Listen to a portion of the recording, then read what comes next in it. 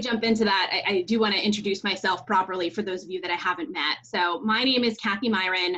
I run a company called eSilo. We are a small business, and we provide data backup and cybersecurity solutions to SMBs and individuals across the country. So this story is about a gentleman named Tom who called me up a couple months ago.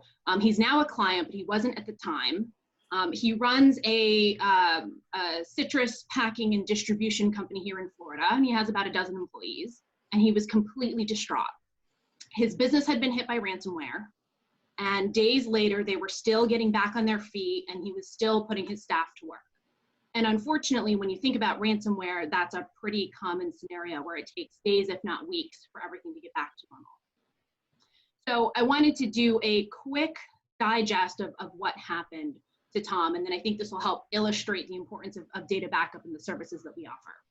So Monday morning, he woke up early. He got to the warehouse before 7 a.m. like he usually does, and he logged into his computer to find that all of his files were encrypted. So that means that they were scrambled. All of the data was unreadable. And on the screen, there was a message demanding ransom payment for the key that would unlock all of his data. And in exchange for that key, he needed to pay them the equivalent of $70,000 in Bitcoin. And that's money he didn't have, nor did he know how to go and get Bitcoin. And so the first thing he did was try to figure out, okay, well, what happened? How did I get here in the first place? So usually when a customer gets ransomware, the bad guys and the malware has been on the machines and within the network for days, if not weeks prior. So it's not something where you click on a link and all of a sudden this all just happens in an instant. There's a lot of reconnaissance that the bad guys are doing, these cyber criminals. And they're often coming from other countries, and it's often financially motivated. And when you think about how they get in, the most common way that that happens is by clicking on a bad link or opening a bad attachment that often comes in a phishing email.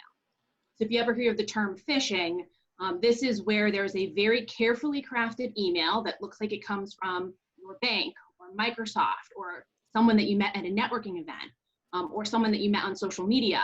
They said, oh, check out this link, I really would love your opinion. And so unfortunately, that's a lot of the stuff that we do as business owners to try to get our names out there. But when you're doing some of that networking, you just have to be careful that any one of those links might be malicious. And if you don't have the right protections on your machines, ransomware and malware can take hold.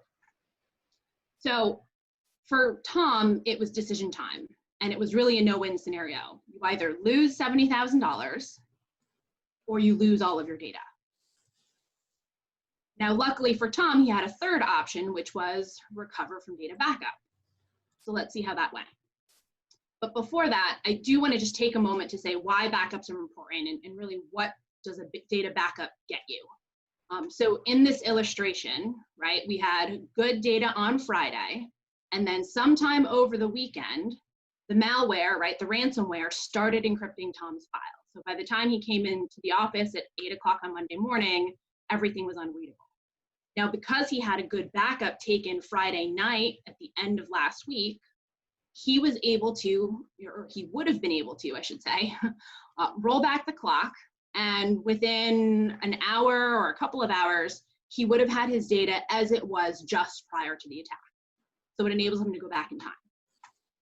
But so let's take a look at Tom's specific scenario. So at his warehouse, right, the situation's really bad. The PCs are infected. Users can't log in. The server's compromised. He can't read any of that data. But his IT person had set him up with on-site local backups. And the way that those backups work is that the PCs and the servers connect over the network to send data to the backup server. Well, unfortunately, because that local backup server was also connected to the network, his local backups were infected too, and they were useless. So Tom's in a real pickle. Now, for most people, it would stop there, but he was actually smart enough to have had offsite backups put in place. So he had a service, which I will not name, where his IT person had set up cloud-based backups. But here's the real unfortunate thing, and this is really a mistake more so than a real gap in what he did. They had set it up so long ago that they had lost the password that protected those backup files. So the company was unable to unencrypt that data and give it back to him.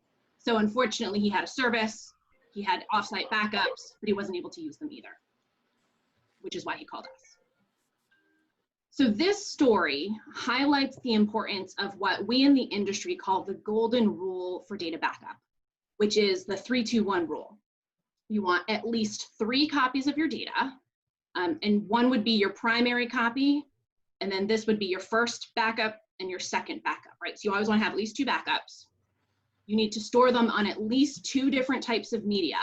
So whether that's on a hard disk and a USB drive, or on a CD-ROM, or with a cloud provider like us, or on tape backup, but you need it on different types of media. And the reason for that is just because the likelihood of 2 different types of media having a failure or an issue at the same time is reduced, right? You want to diversify.